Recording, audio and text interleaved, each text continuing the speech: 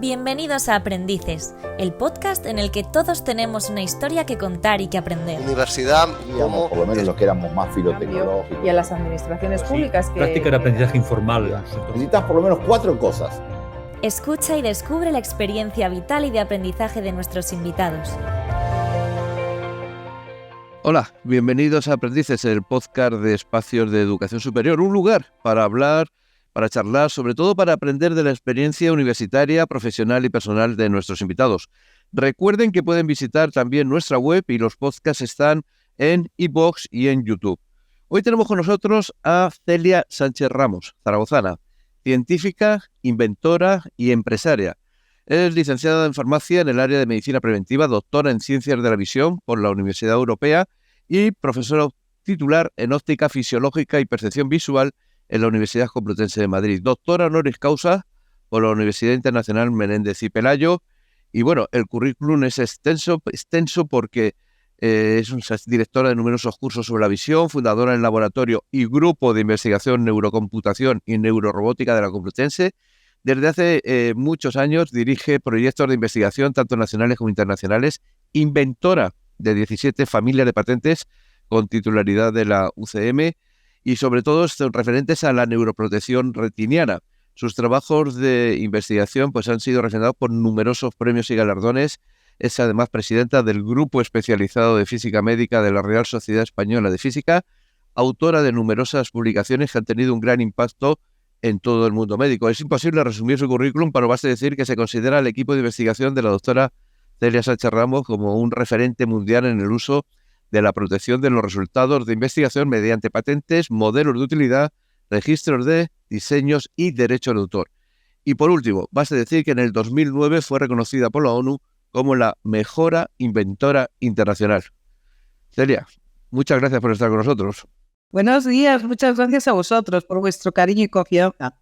Vaya currículum. Vamos a empezar, como hacemos siempre con todos nuestros invitados, por el principio y ya iremos acercándonos a cada punto de lo que hemos comentado ahora. Y empezamos siempre este podcast preguntando un poco por los motivos que te llevaron a estudiar lo que estudiaste, porque decidiste dirigir tu vida universitaria hacia esa carrera y dónde lo hiciste. Pues verás, yo siempre fui siempre tenía tendencias a los estudios de ciencias cuando estudiaba el bachillerato. Yo soy de bachillerato, o sea que calculáis los años. Y siempre quise estudiar químicas o físicas y entonces me orienté hacia el mundo de la farmacia porque tenía mi madre una amiga que tenía una farmacia y me encantaba. Y de vez en cuando iba allí, muy jovencita, con 14, 15 años, y me gustaba. Entonces se hacían más fórmulas magistrales. No sé si ahora también se hacen muchas. No sé. El caso es que el mundo de la ciencia en general me encantaba. Y si volvieron a hacer, volvería a hacer farmacia. Después de muchísimos años que acabé, que ahora, no sé, casi 40, reconozco que tiene una formación completísima en todas las líneas. Lo estudié en la Complutense de Madrid, que es mi alma mater, y donde trabajo ahora 30 y tantos años como profesora, y la verdad es que fueron unos años estupendos, donde aprendí muchísimo. Pinché en primero, como casi todo el mundo. Sí, pinché mucho. Yo era una estudiante muy brillante de bachillerato en un colegio muy controlado normalmente, como todos los colegios, en horarios, y el primer año pinché, fue una vergüenza. Aprobé en junio la química general y el francés. Y mi padre me había mandado 7 años a Francia a estudiar francés. O sea que imagínate qué vergüenza. Bueno, me pusieron tibia y rápidamente rectifiqué.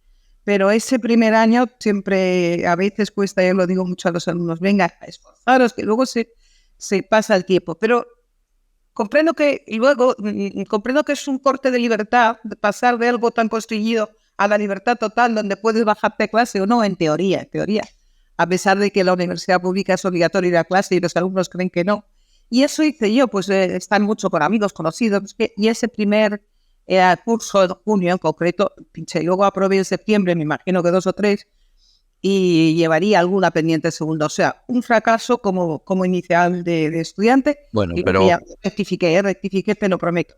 Pero ¿en qué momento? Porque digamos que cuando tú decides estudiar farmacia, lo que menos se te ocurre es que vas a acabar en el mundo de la óptica y de la visión. ¿En qué momento te enfocas hacia ese terreno? Claro, porque luego en cuarto de farmacia, recuerdo muy bien, estando como decano, el profesor Doadrio, al que tenía Antonio Doadrio un respeto y un cariño enorme, y estando en óptica, Pedro Jiménez Landi, decidimos hacer óptica a la vez. Mi hermana Begoña y yo, las dos hacíamos farmacia, y mi padre había hecho óptica. Mi padre era porque falleció hace año y medio, 2 años hace.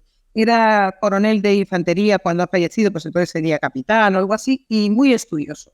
Entonces estudió y fue a matricular a una prima mía en óptica y se matriculó él. Y entonces en aquel momento mi madre quería autoemplearse. Estamos hablando del año 71, 70.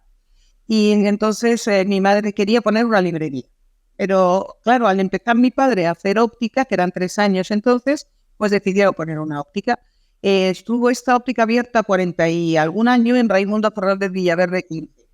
Y entonces, claro, para nosotras era muy habitual. El mundo de la óptica lo había vivido yo desde mis 14 años aproximadamente. Yo nací en el 59, pues sí, 14 años tendría cuando se inició la óptica, con lo cual ya el mundo de la óptica era afín a nosotras. Y ocurrió que mi padre tuvo un infarto o una de pecho, no te sé decir. Bueno, el caso es que mi madre nos cogió a Begoña y a mí y nos dijo: mirad, esta es una frase muy de aquella época, si a papá le pasa algo, nos quedamos en la calle. Me acuerdo de la frase: tenéis que hacer óptica. Bueno, protestamos como no te puedes ni imaginar, porque farmacia sabes que tiene muchas prácticas, el nivel de exigencia es muy elevado, que es difícil y es bonita como carrera, pero es más difícil de lo que las personas de la calle creen. Y entonces empezamos en cuarto a hacer, nos convalidaron 2 o 3 de primero o 4, no lo recuerdo bien, y empezamos a hacer segundo de óptica y así, sabiendo para los que viven, bueno, pues la distancia entre la ciudad universitaria, donde hacíamos farmacia, en la Complutense, y San Blas, donde se encuentra óptica, pues no sé, exagero, pero pueden ser 20 kilómetros. Y entonces no tenía metro la ciudad universitaria. Subíamos en autobús a 4 Caminos y desde 4 Caminos nos veníamos aquí. Y por la tarde, todo como muy lioso, pero eso nos permitió, terminé, me parece que en febrero de un año óptica, lo terminé antes que farmacia, y en junio siguiente farmacia. Es decir, terminamos las 2 carreras a la vez, o sea que fuimos de esas pioneras de doble grado, que ahora está tan de moda, pero que entonces incluso tuvimos que pedir un permiso ahí raro para compatibilizar los estudios.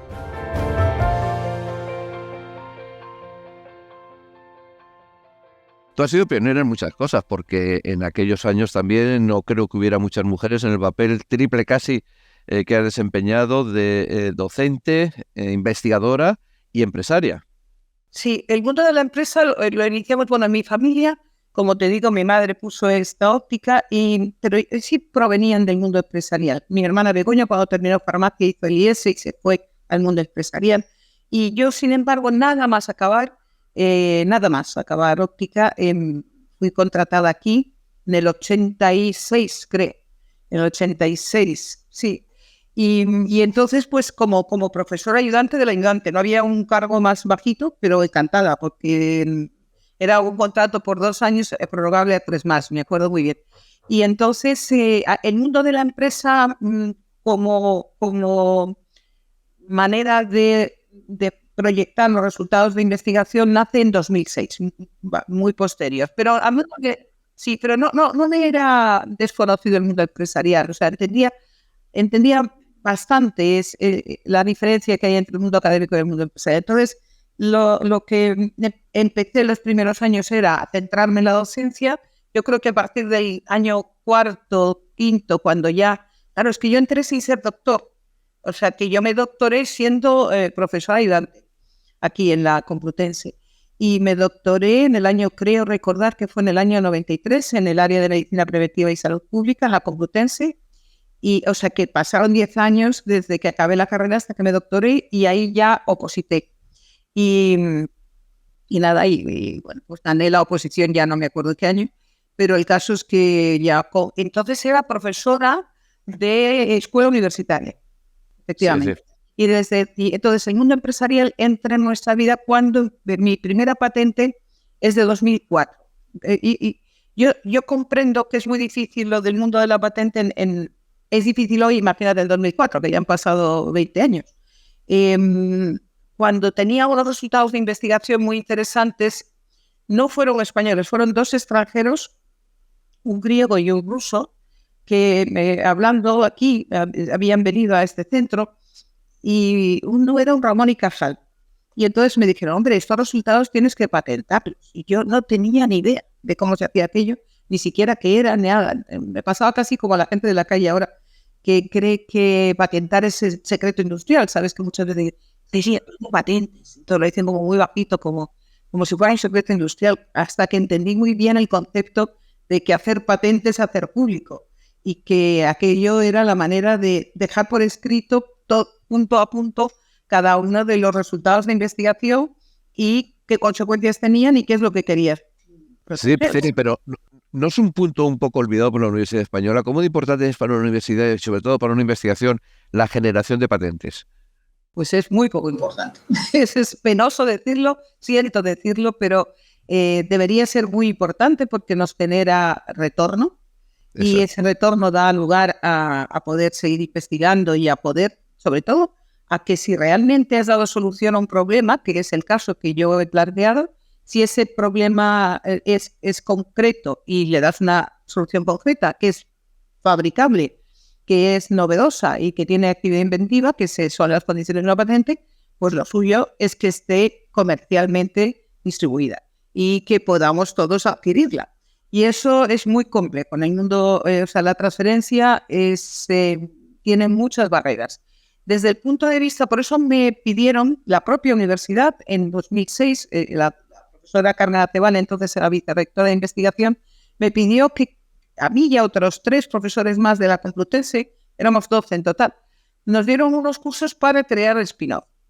Una spin-off, que entonces era un spin-off, ahora ya es una empresa completamente, una sociedad limitada, para poder comercializar las patentes que generara el grupo de investigación. Y eso fue un acierto enorme de la doctora Acebal, porque desde entonces ahora han podido pasar, sin exagerarte, 6 u 8 vicerrectores de investigación.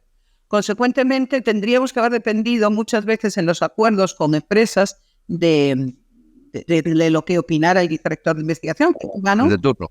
Claro, ten en cuenta que son los titulares. Yo soy una empleada pública, yo soy funcionaria del Estado, entonces la titularidad es de la Universidad Complutense. El modelo que ella planteó a mí me pareció fenomenal y luego lo hemos seguido y lo he contado siempre por si a otros les va bien, es que esa pequeña empresa, la titularidad sigue siendo de la Complutense, por lo tanto se beneficia de todo lo que el Estado proporciona a las entidades públicas.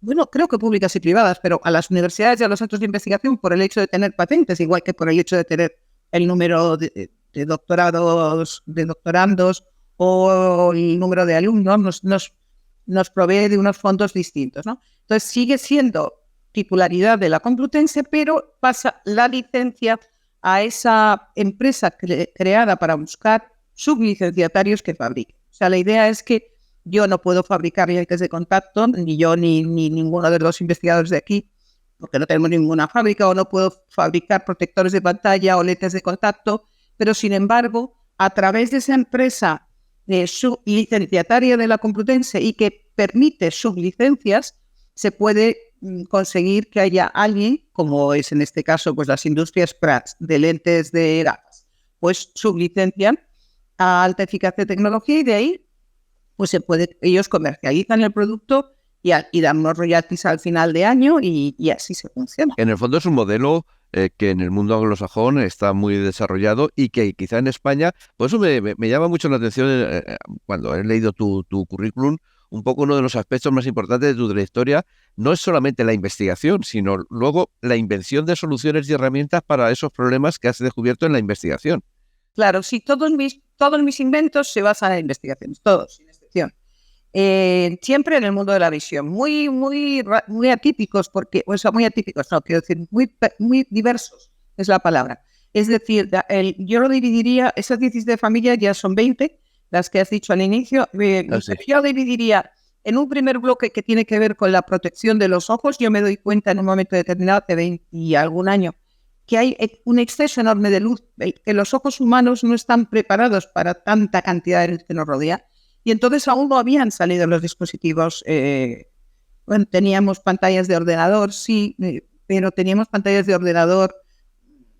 Por supuesto, no existían los portátiles y no existían los smartphones. Los portátiles empezaban, pero eran carísimos.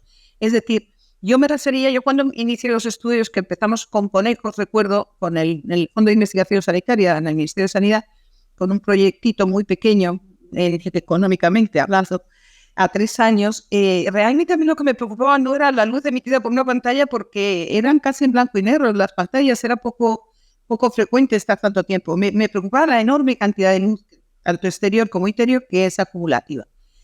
Pero ya cuando llega a partir de 2010, que aparecen los smartphones y todos miramos móviles y empezamos mirándolo 2 horas o 1, y ahora estamos 8 horas mirando una pantalla, es cuando a mí me empieza a preocupar. Y voy generando patentes que protegen productos concretos. Esto es lo que las personas no entienden. Es decir, el fundamento de 8 familias puede ser el mismo, pero unas protegen lentes de contacto, otras protegen cristales de vehículos, otras protegen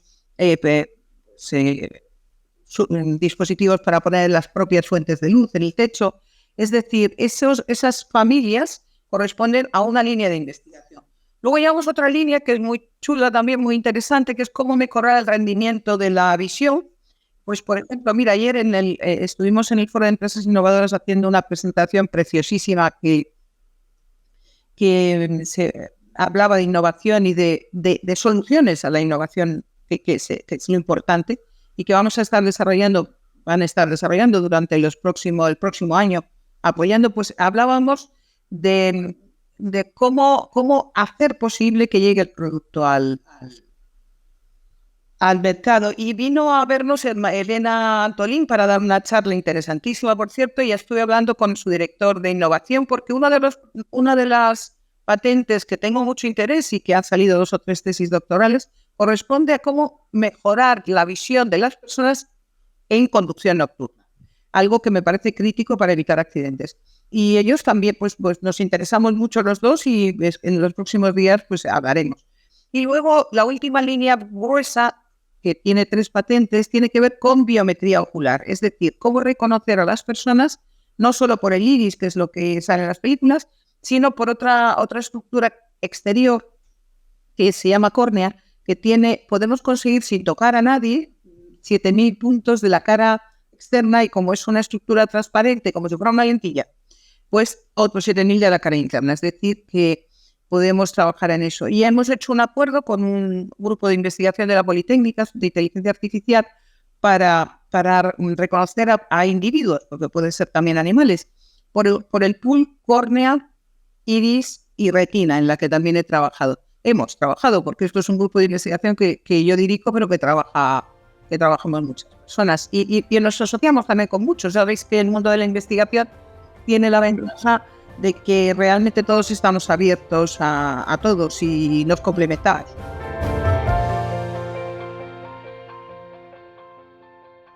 Y en este mundo de avance y desarrollo tecnológico, pues nos encontramos que vivimos entre pantallas.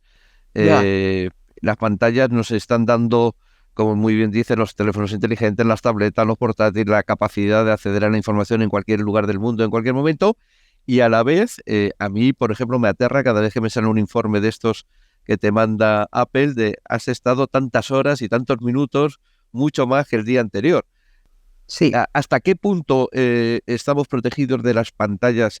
Y especialmente, ¿hasta qué punto hay que proteger, o hasta qué edad hay que proteger a los niños, por ejemplo, de las pantallas? Mira, esto de verdad te digo que es serio, ¿eh? O sea, pero serio de verdad.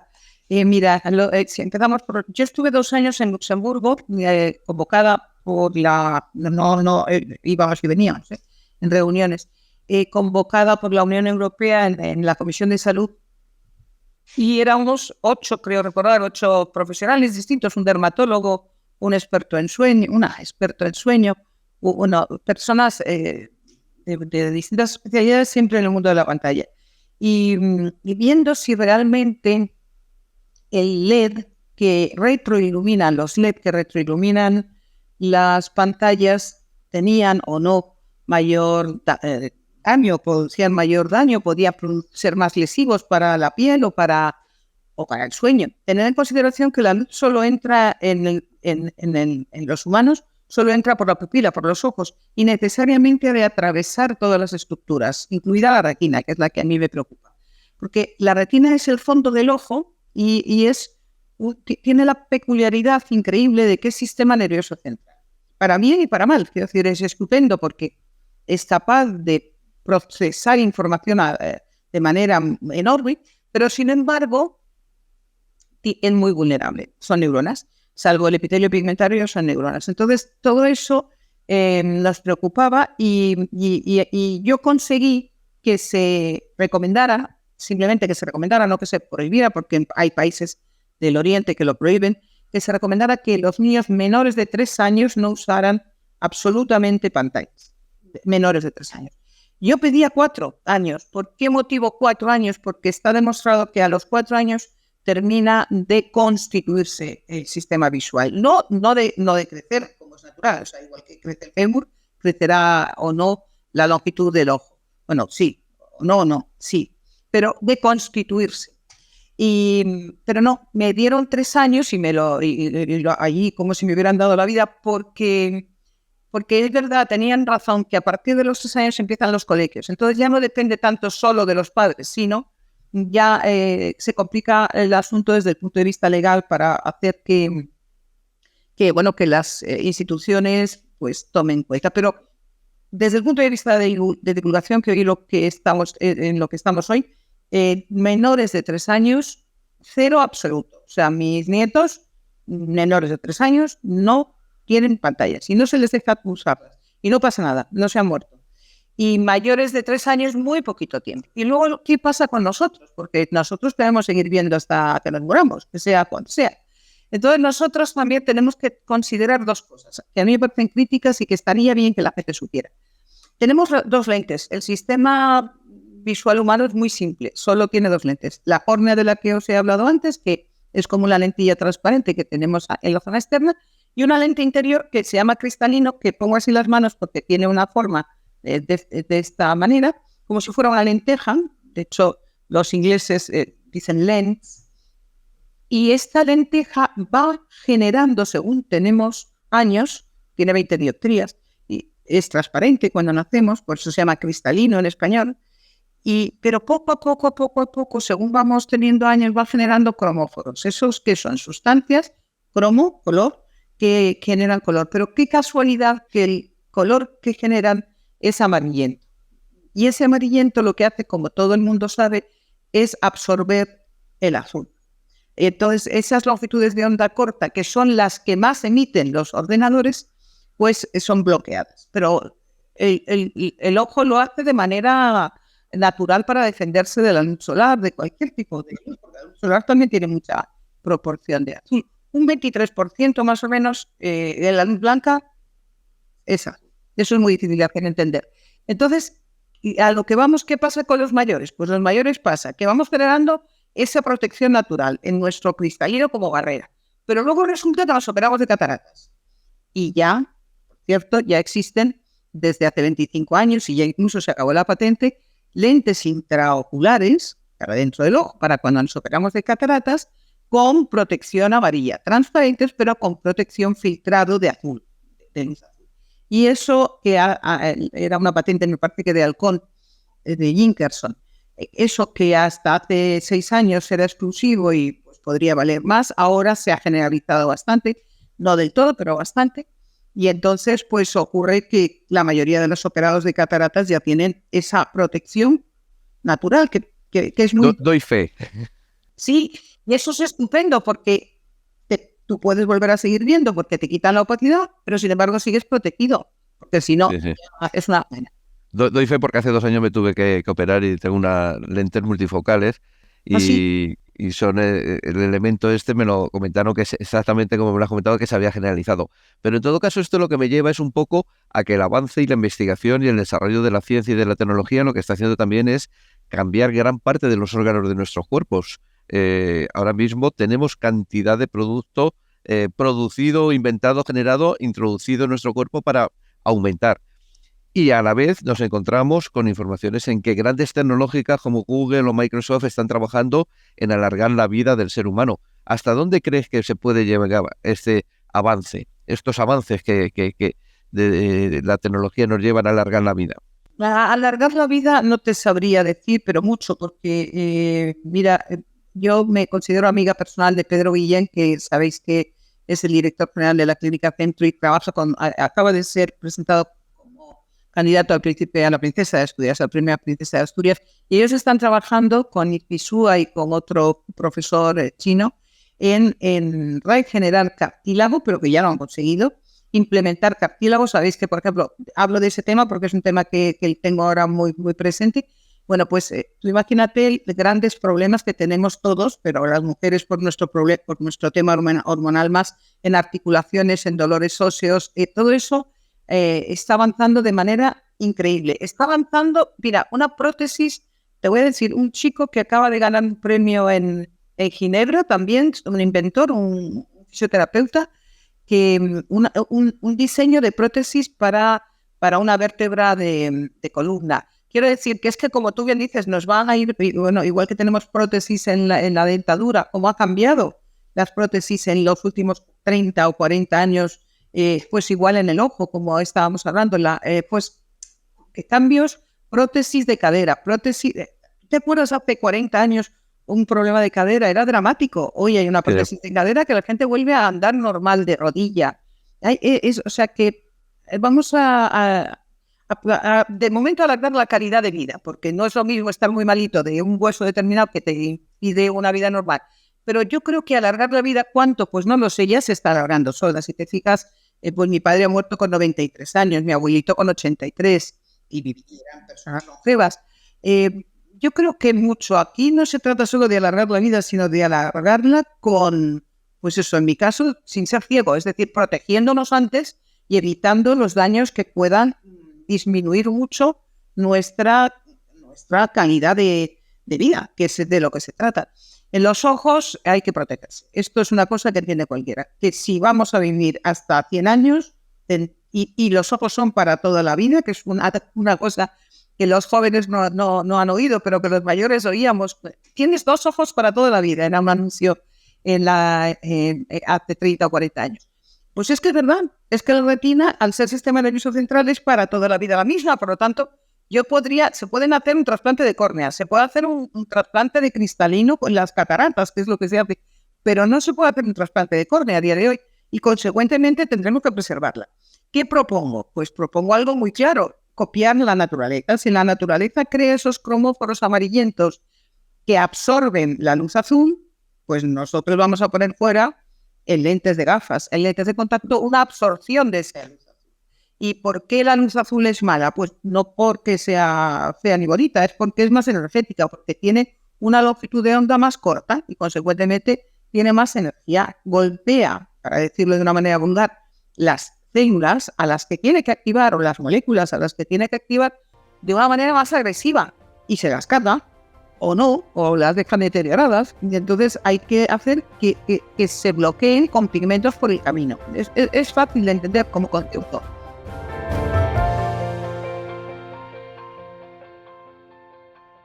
Comentabas antes que el doctor Guillén, que había sido candidato a los premios Príncipe de Asturias, tú también lo has sido, pero ¿Sí? Yo quería preguntarte especialmente por el premio en el año 2009 de Naciones Unidas a la mejor inventora mundial. Imagínate. Éramos, no te exagero, más de 2.000 y pico inventores. Yo fui promovida por la Oficina Española de Patentes. Es muy atípico. Ahora, gracias a Dios, hay muchos más inventores. Ayer contaba que Corma Arbelino acaba de ser nombrado ayer inventor europeo. Yo me quedé tan contenta que le escribiré esta tarde. Mira, era raro ir allí, claro, para empezar. Y fuimos seleccionados como unas 10 personas a convención de Ginebra donde se premian pues los mejores inventos. O sea, había 2.000 y pico personas, no sabría decirte, y yo presentaba las lentes de contacto con protección para la absorción de la longitud de onda corta, del azul. Y bueno, llevaba muchísima investigación detrás, que esa ha sido la gracia. Es verdad que en forma de patentes, con lo cual a mí me ha penalizado mucho. Yo debía ser catedrática hace ya al menos 10 años, ¿no? Lo digo de verdad, honestamente, y además lo reclamo a las autoridades. Creo que se han equivocado y lo van a rectificar, también creo que lo van a rectificar, pero es que cuando nos evaluamos para ser catedráticos solo se lee docencia, que yo tengo 30 y tantos años, con lo cual me paso, e investigación, y tienes que tener más de un número X de artículos, pero no cuentan patentes. Solo si pasas esa doble vía, cuentan ya patentes de otras cuestiones. Eso lo reivindico y yo creo que la NECA ya lo está asumiendo. Pero lo vengo a decir porque cuando estaba allí, pues explicando a un mundo cómo era aquello y por qué, al cabo de cuando termina la convención, se distribuyen los premios. Y claro, tú te imaginas entre 2.000 personas, había, no sé decirte, un jurado ahí puesto delante y un hindú no me nombra. Estábamos, sabes que cuando vamos españoles o franceses o lo que sea juntos, siempre tendemos a unirnos, y estábamos como 8 o 10 españoles alrededor y sentaditos en aquellos enorme pabellón. Y entonces me dicen, eres tú, pero si el nombre es que no se parecía nada a Celia. Dicho por un hindú, era un nombre, yo que sé, y me dieron codados. Yo. Y entonces yo no daba crédito, imagínate aquel volumen. Y entonces me acuerdo ir, que era gracioso, porque tanto me impactó que recuerdo que yo andaba y el señor se iba yendo también hacia atrás. Y yo seguía andando y las mesas se iban yendo hacia atrás. Y ya, bueno, recogí aquella copa, que es una copa enorme, pero muy, muy, muy gratificante. Eso fue en 2009. Como mejor inventora mundial. Lo daba la ONU, quiero decir que no la OMS. La ONU. Y la OMPI, quería decir, que es la Organización Mundial de la Propiedad Intelectual. Y nada, muy bien. Y luego el año siguiente presenté el reconocimiento por Cornell y nos dieron también el mejor invento. Pero ya aquello ya me impactó, pero es que el primer año no podía dar crédito. Es como cuando... Me imagino que cuando te toca la lotería y dices, esto no puede ser verdad, pues igual, fue muy bonito.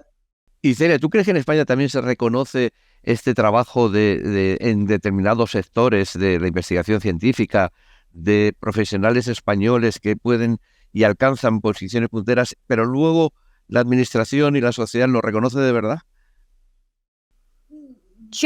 Los que te conocen, sí. O sea, es verdad que, por ejemplo, yo tengo la fortuna de no ser conocida para el gran público. Quiero decir que yo voy por la calle y yo vivo mi vida. Eres conocido en el entorno concreto, en el caso nuestro de mi área de conocimiento, pero cuando te conocen y saben tu trayectoria y el número de horas y de esfuerzo, o me tienes que partir de un cociente intelectual medio alto, quiero decir, no puede ser, pero luego... Naturalmente todos lo sabemos, esto se consigue a base de muchas horas de trabajo, de mucha gente trabajando mucho, de saber que te vas a caer y te tienes que levantar, que es una de las frases que a mí más me gusta decirle a los alumnos. Mira, si es que es seguro que te vas a caer. O sea, no pienses que probable, no, es seguro. Ahora te vas a caer, depende de ti levantarte, tardar más o menos. Si estás preparado, pues pones las manos y rápidamente te levantas. Entonces, yo creo que en general el mundo de la investigación, los investigadores somos muy reconocidos por el gran público, salimos siempre en los primeros o los segundos de las listas. Los inventores también, porque les parece que somos mentes muy raras y algo raras somos, la verdad es que algo raros somos. Pero estoy segura que mucha más gente podría ser inventora si se lo planteara. Quiero decir que a veces dar soluciones... no solo ver el problema, analizar el problema, sino ver qué solución tiene un problema, que esa es la clave. Y eso tiene mucho que ver con la invención, porque tienes que ver si luego si él tiene actividad inventiva. Hay bases de datos que me gusta decir que son gratuitas, con millones de patentes que dan una cantidad de información increíble. Y eso la gente no lo sabe. Y reconocidos, pues bueno, yo creo que cuando nos conocen, sí, dicen, como tú decías al inicio, menudo currículum. O sea, alguien que ha trabajado 30 años, docencia, todo el mundo universitaria, todo el mundo sabe que requiere, si lo haces bien, un esfuerzo. Y cada vez que bajas a una clase, tú lo has contado 20 veces, pero el señor lo va a vivir una. Y a mí me importa mucho mi alumno. O sea, para mí, Y yo respeto muchísimo a mis alumnos. Mira, en percepción visual este año 81, creo. Pues yo te puedo asegurar que me sé los nombres de más de 40 o 50 y las caras de los que vienen atrás de todos, eso seguro. Pero, o sea, la parte de docencia tiene una ventaja enorme y es que digieres muy bien la información para poder transmitirla. Eso lo tenemos que agradecer mucho. Para poder transmitir un conocimiento, el proceso de digestión previo de un profesor es enorme y eso hace que lo entiendas tú mejor y consecuentemente puedas sacar partido. Y hace que la investigación, que es imprescindible en la universidad, o sea, no, lo demás son otra cosa, pero la investigación unida a la docencia es lo que hace que un centro sea un centro universitario. Entonces ya si hay transferencia, pues más a más, y así consigue la transferencia más a más. Y es así.